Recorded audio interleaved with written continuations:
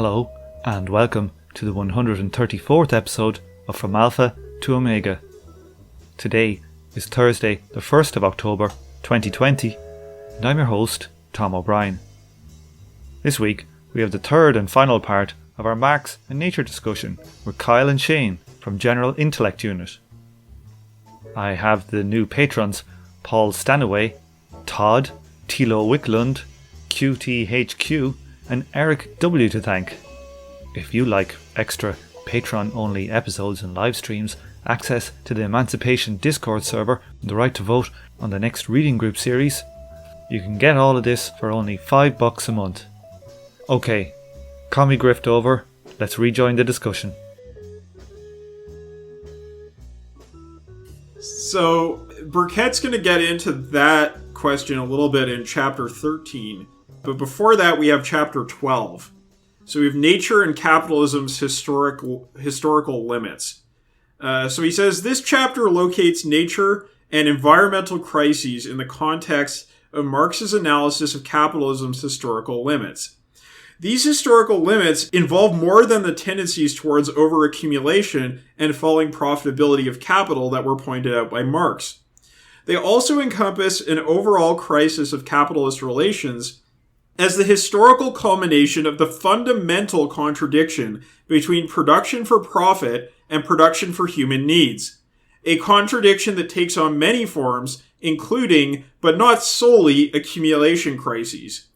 By analyzing environmental crises as part of this historical crisis of capitalist relations, one can see the potential role of ecological conflicts in the transition from capitalism to communism. So this chapter is quite interesting in the sense that it doesn't deny the importance of the business cycle or crises of accumulation, overaccumulation, or of the tendency of the rate of profit to fall. It doesn't deny these things as being important, but it kind of asks the question, so what? Right? Like, so what? If there is a catastrophic crisis of capitalism, what does that really mean for the proletariat? How do you get from there to communism? What's the logic there? Right? There's also this thing where there's a fundamental underlying contradiction that manifests itself in many different crises. And that, exactly, picking one of those crises as picking a card from a deck is probably a mistake. You need to be looking at the hand that's holding the cards. Right. And so when we have a catastrophic crisis of capitalism, what does it mean for the proletariat? It means being deprived of work, and being deprived of work means being deprived of the use values needed for life. So we see the irrationality of capitalism when the productive forces continue to get more and more powerful, every year over year. We have all these innovations that happen, but we still find ourselves again and again in the situation of people being out on the street, of people starving, being forced into inhumane working conditions because of the crisis, all these kinds of things. These are things that are happening right now. And that highlights the contradiction between use value and exchange value. It highlights that in capitalism, you have a society that prioritizes value and accumulation over human needs. And to get from there to revolution is a situation where, the proletariat kind of gets shaken out of that state of just assuming you grow up, you get a job, you work for a boss, and that's life, right? Because the system just doesn't make sense in a crisis. And that's why crises matter, is because it actually shakes things up a bit. And the environmental crisis is another crisis of that type, is what Burkett is saying. I come away from this with the strong impression that, and I'm fairly convinced actually that, any Marxism that makes any fucking sense has to be an eco-Marxism, and any kind of ecology that makes any sense has to be an eco-Marxism. it's not even an overlap. They're two circles imposed on each other. That like this is the way to get out of the ecological crisis, and like the ecological like use value angle is the way out of capitalism. Like these, it's kind of baffling that like eco-Marxism has to be posited as this like subtype of Marxism, right? Like it's a subgenre of punk or whatever. And like it kind of has to be the main act. Like it can't be just a niche interest. I don't know if I go that far. Like I think I've got kind of differing opinions on these couple of this chapter. Like for me, like I think there are a couple of different crises theories you can justifiably make from out of Capital. The overaccumulation crisis is essentially the culmination of that use value distinction. Like that contradiction is how that's the falling rate of profit. That's how that contradiction plays out economically internally to the system. I'm pretty sure that John Bellamy Foster, and the Monthly Review crew, they don't think overaccumulation crises like Marx says is a thing. Yeah, they follow what is it, Sweezy, in dismissing the tendency of the rate of profit to fall. Yeah, okay, so they are like, to me reading this chapter, it's like they had a Keisha theorem written all over it. It was basically like saying, well, let's not look at that stuff that's kind of like the Keisha theorem. Let's just talk about the overall problem you see in a crisis where, people see poor people on the street and farmers destroying potatoes at the same time. People going hungry and crops rotting in the fields. I think that there is probably more to be said than just like overaccumulation means more than just that strict one. So to me, that's no. Of course, it means more. But what is the cash value when it comes to the experience of the proletariat? Like, I completely agree with you that there is much more to be said about the tendency of the rate of profit to fall. But how does that translate into communist organizing is the question here. Well, I think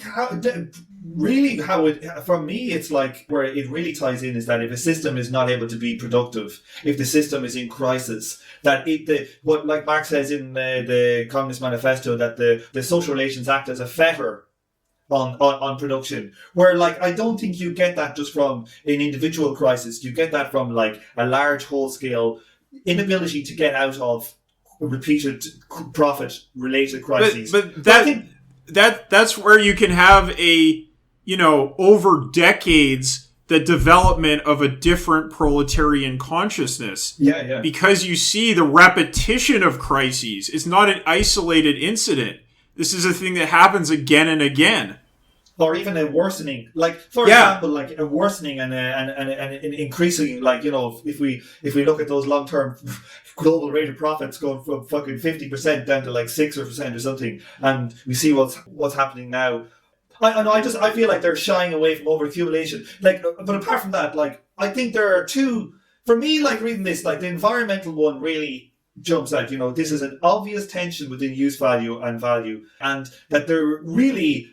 It's going to be a global reckoning, and maybe in our lifetimes, maybe not, maybe in our lifetimes. But, if you read like Capital Volume 1, he spends a long time talking about how the working class in England were destroyed as a class. Their body, everything, the hours they worked, the children were like fit for the dust heap after like, by the time they're 20, all of this type of stuff. When the whole capital class was affected by this thing, they acted in their systemic interest. They responded to like pressure, but also was in the systemic interest. I think as global capitalism gets to a global ecological crisis, I do think capital will move to save itself. So I don't think it's a terminal crisis. I think that capitalism can go green capitalism, Oh, of course. And so like that tension... What green capitalism looks like is using environmental engineering, using aerosols to reduce the amount of energy that's coming in from the sun, and permanent regulation through geoengineering. Like that is what environmental capitalism looks like. It's not capitalism overcoming overcoming the contradiction. It's capitalism finding new ways to displace it. Perhaps, but that's not a given, because like I think like it's one thing introducing like a toad into Australia to like eat something or other, and then the thing goes goddamn mad and just destroys everything. Like it's one thing to do it like, you know, sugarcane crops in Australia, and then to do it with the actual entire thing. There is a higher risk. So like, for example, right, like the way I look at it is like in America, right, the US government buys a new aircraft carrier, right? It costs them like, I don't know, like $10 billion or something, right? Right? If the government wasn't a purchaser in America, right, that the value, the labor that went into building that thing would have no value. It would be a useless object. There would be no one who could buy it. And so, in essence, like society in America, as in, you know, the bourgeois society, the government decides that is productive labor. And I think that, you know, the capitalist economic global class will come to the realization that we need to, you know, in the same way we think like a warship is a productive labor, we need to determine certain eco work as a productive labor, and then they can just make profit on that. They can determine that, you know, forest planting, rejuvenation of this ecosystem is productive labor, and they'll take a profit out of it. I think that's where they're going to go, as opposed to geoengineering, which is more high risk. Maybe I'm wrong, but like I think that, like, I hate to read these crises as terminal. You know, it's very easy for us as lefties to read. Well, he's not saying it's a terminal crisis, Tom. The whole thing is that there are no terminal crises as such. There are only different kinds of crises that might precipitate a proletarian revolution. And an ecological crisis is one such crisis. Yeah, I agree. Yeah. I don't disagree. I think we're disagreeing on... We don't disagree. We're in furious agreement. Yeah, I don't think we disagree on that point. Yeah, because I don't think it's an automatic... There is no automatic process here. That's what he's saying. He's just saying, look, there are different things that can break the sort of iron identity of employer and employee that structures the entire society and reproduces itself generation after generation. And one of them is accumulation crises, such as those precipitated by the falling rate of profit. And another one is ecological crises, which both lay bare the irrationality of capitalism in terms of use value production for human needs. One other thing I think that they point to, sorry if I'm being very argumentative here, I'm not trying to be argumentative, I'm just Irish, is like I thought like it was very, very strong, the book, in talking about the alienation of workers. And one thing that I thought like that, see, you know, with all our dialectical thinking, our systems thinking, to me it seems like there's and I don't know, Kyle, you probably know way more about this than me, who's had his head stuck in capital for about 10 years. It's like, an alienation theory of crisis seems to me to be something that is fundamental to capitalism. I've got something I just read there yesterday. There was a report out about mental health in America. Do you want to, let's hear these stats. Like, these to me are absolutely mind-blowing. You know, capitalist alienation stats.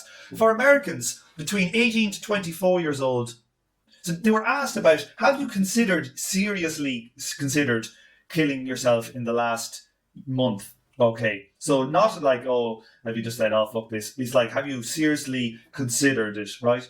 From 18 to 24-year-olds, 25.5% have considered it, right? For the 25 to 44-year-olds, it was 16%. 18.6% of Hispanics, 15% of African Americans.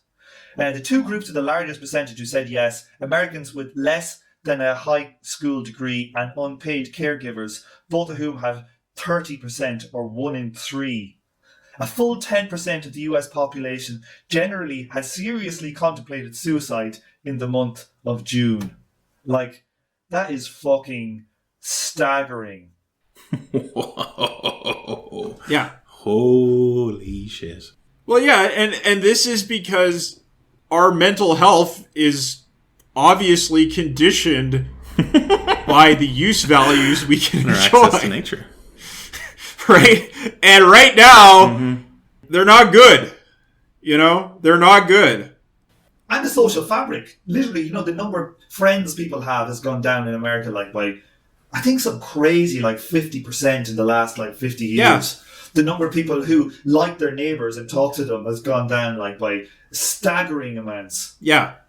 Absolutely. Absolutely. Yeah, no, this is the alienation that we're talking about. Because, yeah, it's, you know, like, it's especially clear in this pandemic when you have a very weak social fabric, because your isolation is all the more aggravated. And that is, you know, something that people need to survive, is social connectedness. And capital ain't going to give it to you. Unless you're on Tinder. Even then. And even then, that's not a very good connection. You can get that little brain chip, like Elon Musk Yeah. in your brain, and then he'll play music into your head, and you can probably network link you up to your Facebook friends in real, you know, so you can have like cyber real connections. Yeah, I mean, that's what he wants to do. What a fucking nightmare. But, you know, like, I do seriously think, like, you talk to people these days, you talk to young people these days, and when they're talking about their alienation from society, they're also like, fucking capitalism. Right? Not everybody, but there's a lot of people saying that, right? Like I am miserable in this society, fuck capitalism. Like, there's an actual connection between those two things that is being made in people's heads. So revolution might not be that far away. The dialectics. This is the up-ramp towards the back of the book then, about like kind of these more positive sort of notions of like getting this stuff towards class struggle, right? And something I appreciated about chapter 13 was that he kind of points out how Marx is often kind of accused of this like narrow industrialist sort of vision of like the basis for class struggle, but he's just going through the kind of reasons why that's not entirely the case, really. That Marx and Engels do talk about a more general sort of like social thrust rather than like the industrial proletariat being specifically and the only possible kind of way that could develop. But it's sort of there as well, you know. Yeah, it's the stuff in Marx and Engels that talks about like the relationship between the employed workers and the unemployed that can develop, right? Or the relationship between town and country that can develop. These kinds of things can help to build a revolutionary proletarian class that is not just about the tendency towards organization that develops out of concentration in factories. Because, you know, honestly, like, okay, so Marx has this passage that, you know, this real bleak passage that Burkett quotes. It is already contained in the concept of free laborer that he is a pauper, virtual pauper. According to his economic conditions, he is merely a living labor capacity. Necessity on all sides, without the objectives necessary to realize himself as labor capacity. If the capitalist has no use for his surplus labor, then the worker may not perform his necessary labor, nor produce his necessaries. Then he cannot obtain them through exchange. Rather, if he does obtain them, it is only because alms are thrown to him from revenue. He can live as a worker only insofar as he exchanges his labor capacity for that part of capital which forms the labor fund.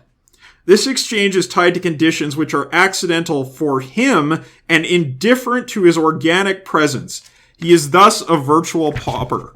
And then he says later on, it is not enough that the conditions of labor are concentrated in a mass, in the shape of capital at the one pole of society, while at the other are grouped masses of men who have nothing to sell but their labor power. Neither is it enough that they are compelled to sell it voluntarily. The advance of capitalist production develops a working class, which by education, tradition, habit, looks upon the conditions of that mode of production as self-evident laws of nature. The organization of the capitalist process of production, once fully developed, breaks down all resistance.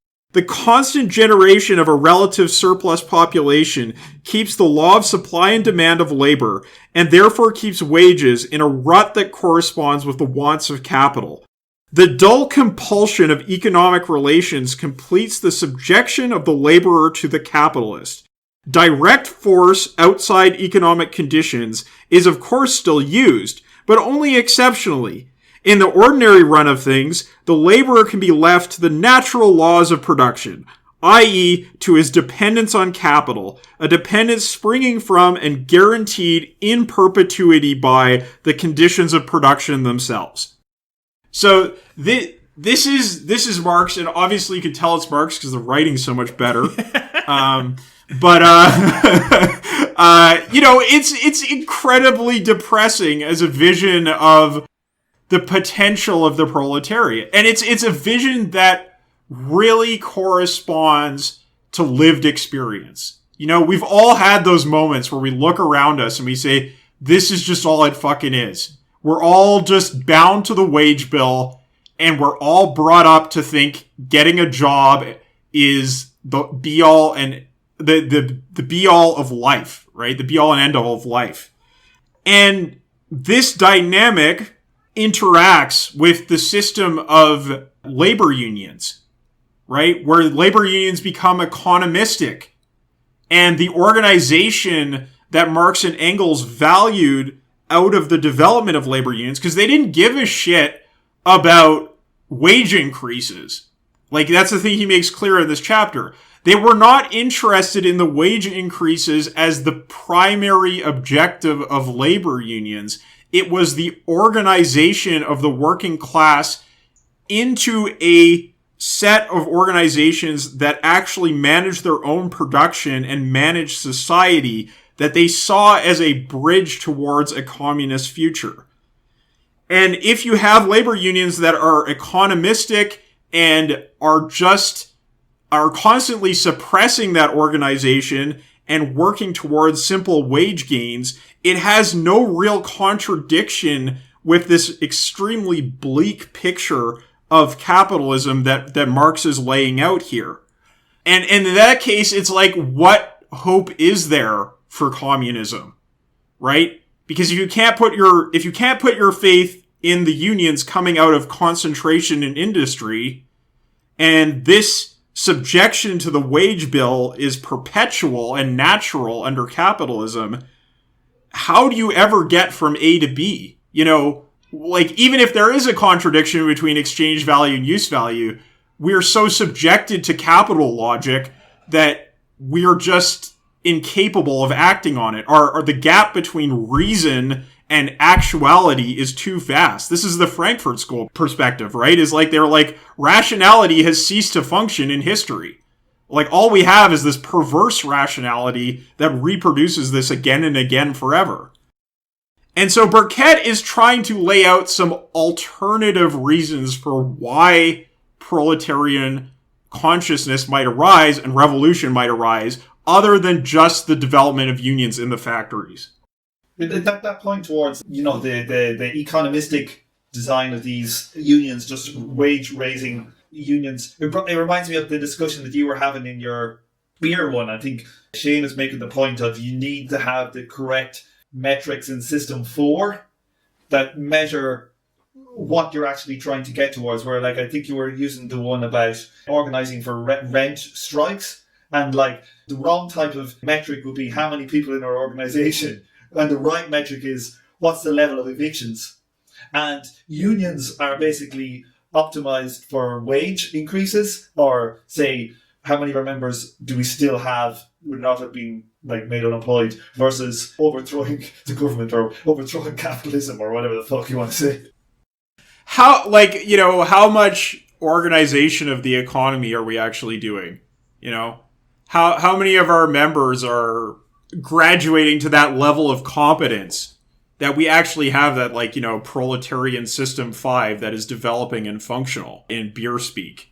It's nil right now. Yeah. And this is a thing that Marx and Engels railed against in their letters and stuff, but ultimately unions did not go the way that Marx and Engels hoped, right? That dynamic that they identified in the factories led towards economism. And so if we're looking to have a rational basis to think that we might have a communist revolution, we have to look to other dimensions of Marx's work and Engels' work to justify it. And so, that's why they're talking about like there being these multiple crisis tendencies, there being this fundamental contradiction that manifests itself in other dimensions of society. And like, when I think about a crisis of accumulation, right? When the 2008 crisis happened, it's easy to think that this like doomer vision that Marx provides is just really it. But I do honestly think I went through that process of seeing like, this is irrational, This is not a rational system. This is fucked up. Like, as a worker, that made sense to me when I saw all these horrific things happening around me everywhere. And it's the same thing with the ecological crisis. I don't go through a single week, like not a single week goes by that I'm not like horrified at the degree of ecocide that we as a species are committing right now in the name of capital accumulation. Like, you just think about it and you think, oh, well, maybe we'll be able to save the sparrows or something. Fuck the sparrows. But then you're like, well, fuck that. Like, it's, I put a bird feeder out to try to help the birds survive, but that's not going to stop capitalism. Like, come on, Yeah, I've gone through very similar sort of things of like this kind of thing of like, oh, we better, if we're going to move to a new apartment, we better not get one with gas heating or whatever, or like, we better stick to electric and stuff. And it's like, nah, it's kind of fucking pointless. Like the transformation has to be at a societal level. It's not, you can't kind of weasel your way out of it as an individual. But like, so probably because we're going to need to finish up pretty soon, but like, Burkett does try to finish up on some positive points here, and it kind of, would it be fair to say that a lot of this comes down to the imperative of the working class that they must overcome capitalist competition in order to satisfy their needs and in order to institute a rational system of society? Is that it's just that there is an imperative? It's no guarantee of success, but the imperative is there. Yes, it's rational to do so, and it's also the fact that when there is the exchange between the worker and the capitalist is always trying to get profit or surplus value so they can get profit out of the worker, whereas the worker is working to get use values for their life. It's work to live rather than live to work. Yes. And the capitalist system is continually throwing up barriers to accessing those use values they need for life. So the worker is, in a sense, directly connected to human needs in a way that the capitalist is not. And that gives them a kind of revolutionary imperative, a revolutionary rationale. One note I made in the margin here was just revenge of the living. It's the revenge of life against death, basically. Right? Yeah, it's the revenge of life against dead labor, right? Yeah. I appreciated a lot of that, and I appreciated this kind of thrust to like, and it's all reading out of Marx, but like this thrust to like actively constituting cooperation and association as like an active growth of like the only path to revolution is through organization and through actively building organization to grow the power of like the proletariat as an organized force so that it can actually challenge capital at the scale the capital needs to be challenged at.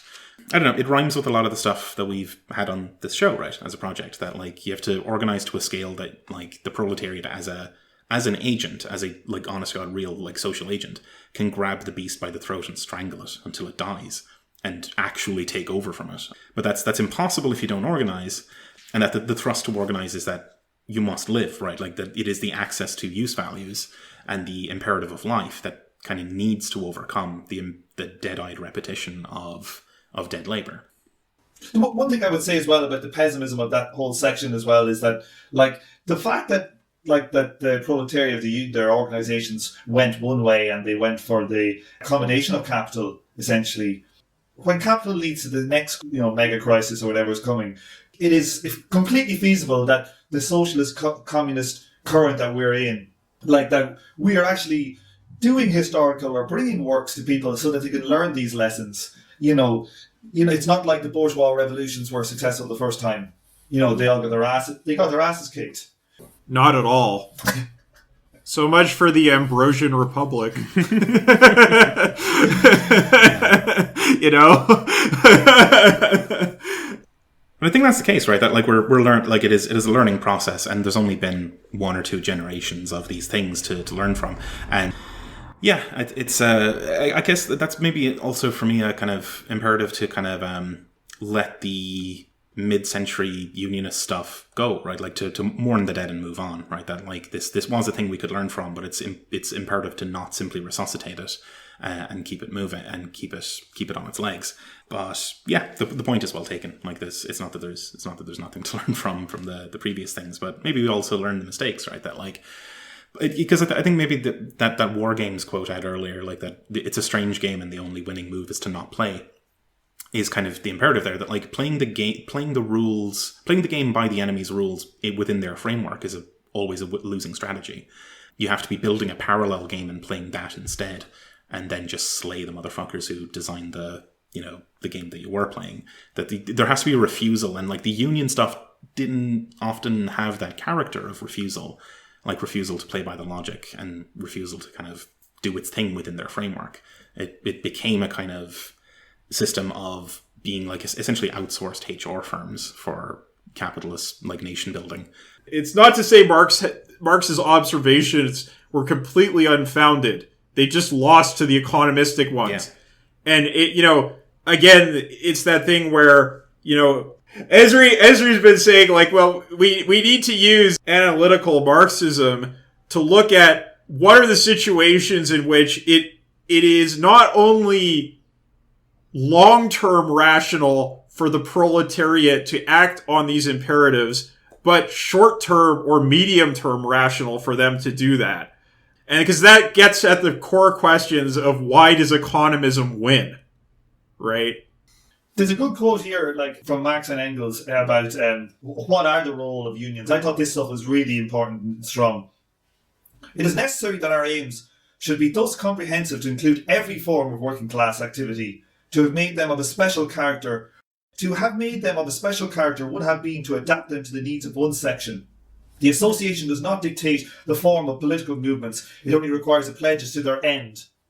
It is a network of affiliated societies spread all over the world of labour. In each part of the world, and then Engels goes on. I think that's from the setting up the First International. But Engels, in an article in 1881, says looks towards a movement in which trade unions no longer enjoy the privilege of being the only organisation of the working class, but instead form an integral part of a general union, a political organisation of the working class as a whole.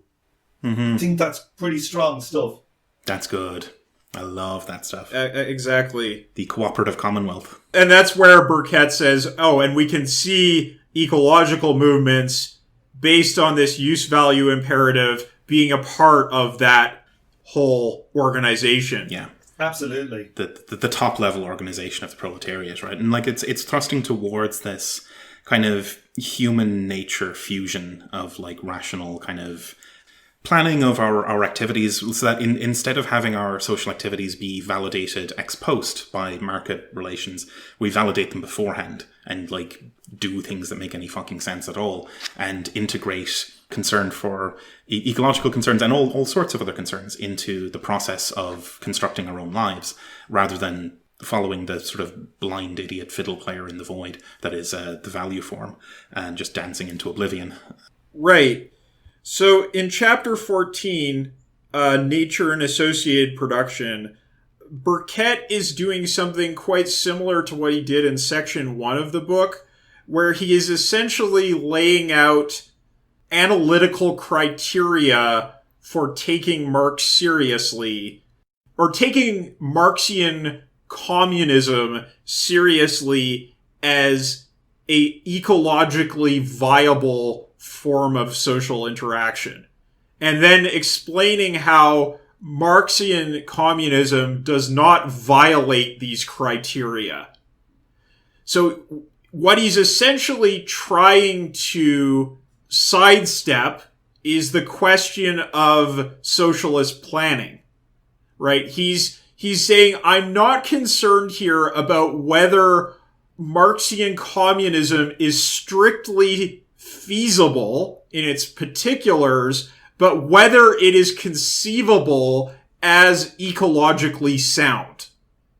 And what he basically comes to as his point is that capitalism, through the mechanism of socially necessary labor time, is always validating production in a post hoc way, an ex post way, right? We make things for the market and then we see if they sell or not. And if they sell, well, they're part of what is socially necessary and our labor is validated. Whereas Marx sees communist production as being something that is done collectively, not in a state-planned way, but in a kind of a way that is quite similar to what you see in Paricon, that kind of like American version of like quote-unquote anarchist socialist planning, although it's honestly closer to what Marx said than anything that's usually identified as Marxian planning. Council communism, is it? It's kind of cancelly. Is it like council communism? Yeah, it's like you have locales that have planning boards, and then those planning boards aggregate up into nationwide planning boards, and so on and so on. But it's very like localist. And Marx also has a localist emphasis about planning, and this is furthermore validated by the literature that looks at commons management, like Ostrom, and the literature that looks at indigenous economic planning systems in North America. This is another thing that Burkett brings up, and how they manage commons.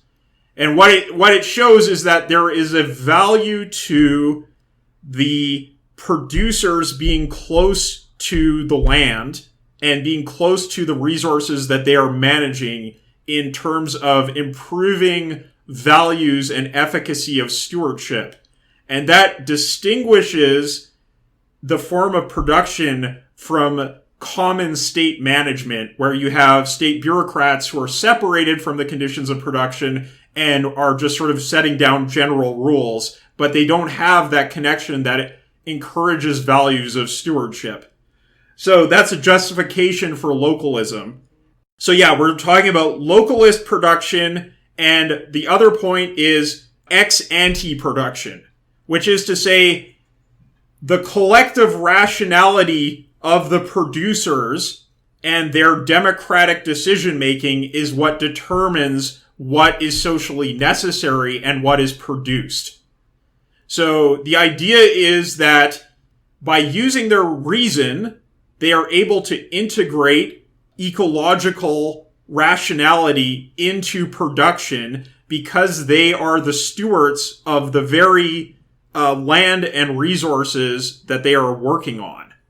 And so it's like that thing you said earlier, Tom, about you don't want to just waste the quality of your soil in order to make a quick buck if you are tied to that productive paradigm, right? Like then you're just shooting yourself in the foot. It struck me as being quite like what I get from the beer reading group is like your system one. You kind of leave them. Yes, system one, exactly. You leave them alone. You let them potter along with maybe some general system 5 type directions or something. But like they're the people who should be deciding like how to grow the Brussels sprouts or whatever the hell.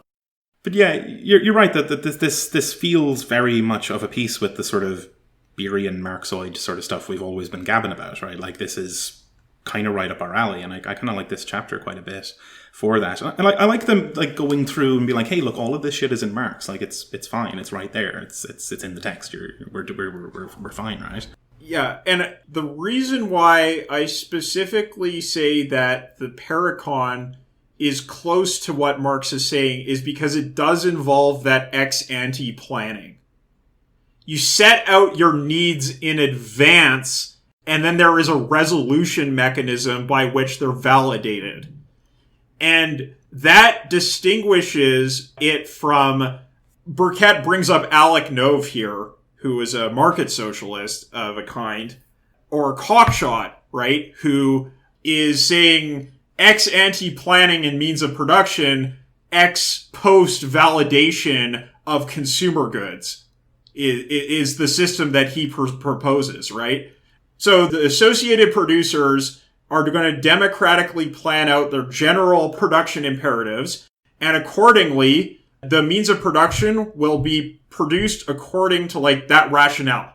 But when it comes to consumer goods, you are going to use your labor time credits in the cockshot system to purchase what you want and what is available on the market. So you have that ex post validation and the maintenance of a kind of value form. Whereas what you see in Pericon or what you see in Marx is this idea of planning in advance, producing, and then consuming, right? And if you have waste because you didn't actually want the things you made, well, then they're just wasted, right? And you have to wait till the next production period to make the thing you want. So that's kind of where we need to slot in the kind of like cybernetics angle, that you'd be kind of building these like adaptive models that hopefully smooth over a lot of these kind of problems. And it's partially kind of like, it's like in a lot of the cybernetic stuff, it is, you know, ex ante sort of prediction and planning, but then with corrective feedback from the output side. And that's different from kind of, I guess, it doesn't quite fit any of the things we've just described. It's perhaps even a kind of innovative way of doing this, like is... Yeah, I think what you need to see is the addition of learning mechanisms to a Pericon-type democratic ex-ante planning system. As we noted in the beer reading groups and a lot of this sort of stuff, that like beer brings up that like in the presence of this negative feedback correction stuff, like homeostatic balance, the feedback circuit can end up dominating the loop, so that it's like feedback is much more effective than you think it would be. It's surprisingly effective at how, like, even simple error correcting feedback is very effective at actually tuning these things very well. Yeah, you just have to make sure that the system doesn't learn too much and become overfit. Yeah. But, you know, there is a part in this chapter where Burkett criticizes the idea of overemphasizing labor credits or labor time as the socialist planning mechanism. And I think he sort of says that, well, that was one metric that Marx saw as valid in planning, but actually there's a much broader view of sort of ex-ante planning. And I think that's what kind of distinguishes Burkett from Cockshott, who would emphasize more the labor credits point of view and less that kind of ex-ante planning. Because, you know, there's this sort of view that experience has taught us that if you don't have a market, your system is going to be irrational, right? Because you just don't know exactly what you're going to need until you need it, right? Like, the classic example is, like, oh, you have like, I don't know, let's say, my electric shaver, right? I have my electric shaver, and the comb on the electric shaver breaks. Well, I couldn't have possibly known in advance that I was going to need that comb. So it's much more rational for me to be able to go out on the market and buy that thing, which I realized I needed only at that moment, than to have to sit there and wait and say, okay, I need to wait for the next planning period until I can get a comb, so I guess I'm just not shaving until then. You know? Yeah. That's why you have a beard, Kyle. That's why you got a beard. Yeah, that's right. But, you know, this kind of thing happened in the USSR all the time, right? And it was an endemic problem. And so that's why they're saying, you know, maybe we need a consumer market. But the alternative would be to say, maybe we could have a learning ex-ante planning system that could provide for those eventualities.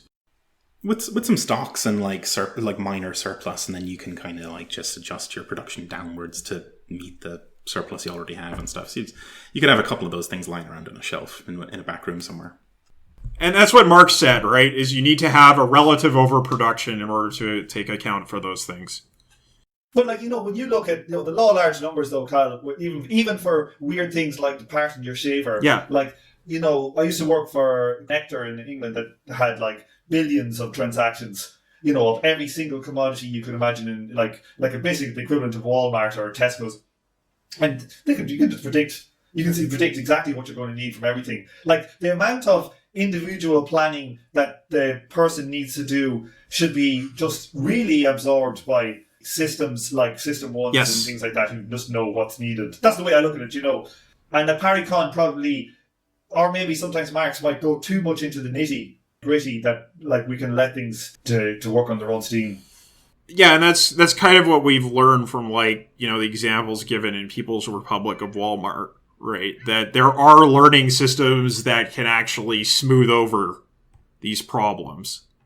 And the stuff in beer as well, where redundancy and slosh actually contributes to resilience in these systems. It's fine to have a couple of boxes of these things just hanging around. It's not a problem at all. I think maybe when people talk about planning, they get too bogged down on the notion of planning down to the molecular level of precisely what's going to go into it. And it's nah, fuck it. A couple of extra thousand of those combs is going to be fine. Just leave them in the storeroom. Yeah, it reminds me of that idea of the complexity and the, what is it called, the anastomotical reticulum? Anastomotic reticulum, yeah. Anastomotic reticulum, where the amount, the size of the solution, possible solutions, is 2 to the n times 2 to the n. To the power of 2 to the n, sorry. And that's just incredible complexity. And so you should be looking to reduce your variety. That's the whole point in not going hell for leather, pre-planning, Paracon goes.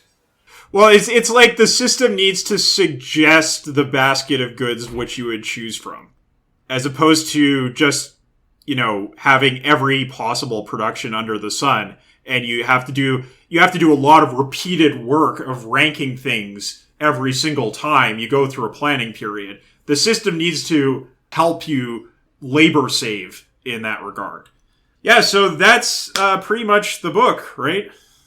I think there's one tiny little bit towards the end that I quite liked, that he's saying that for Marx in communism, we'd be focusing on use values, wealth as such, right. in utility, rather than exchange value via labor time. And that eventually labor time would be measured as the cost of getting use values. It would be a kind of measure of anti-value in a sense, and that this is what it cost us to get this utility, and it's a bad thing, and we should minimize the amount of cost that is necessary. So you'd have that mega automation imperative, but from a very different angle, where they're not trying to squeeze out labor time. They're trying to minimize the human cost of acquiring a comb for that razor. They're not saying yeah, GDP. They're saying boo, GDP, boo. Get that shit out of here. Don't need it. Don't want it. Get that stuff away from me. Well, and to be fair, this is why Cockshot emphasizes labor time accounting, because he says it's going to be a very efficient way of economizing on labor time in that way, right? If everything is costed in labor time and it's an honest accounting, you're going to want to bring that down as much as you can. Yeah. You want to regulate that to 0 if you can. And it's a good note to end on. Yeah, I mean that is basically the book. I think, I don't know, there's a lot of really good content in there. It's fucking excruciating to read the damn thing, but I'm glad I read it. Do we have any other final remarks? There's one thing I'd like to say as well before, is about how Marx talks in the last chapter about how communism would be kind of combining nature and human activity together in a kind of a unity that aren't directly opposed or something. For Marx and Engels, people and nature are not two separate things. Hence they speak of people having an historical nature and a natural history. Yeah. And I just really like that quote. I thought that was really brilliant. The book is chock-a-block full of really brilliant quotes and chock-a-block of kind of very well made out, thought through arguments. Yes. But it's got a terrible, terrible style, and it repeats itself. It beats you over the head with the arguments in a way that is not enjoyable. It's like an abuse. It's like an abusive parent making you practice your piano. You'll end up being pretty good at piano, but fucking hell, you'll hate the damn instrument. Yes, exactly. I think I kind of still would recommend it though for quite a lot of people. It's. I would recommend it if you're I want to know what Marx said about this particular thing. Then go in this book, find the right section, and read it. Yeah. And you'll find out what he said. It's a good reference text. It's not a good read through. I can't, maybe you could pick away at it and it would be all right, but don't mainline this thing. It's no good.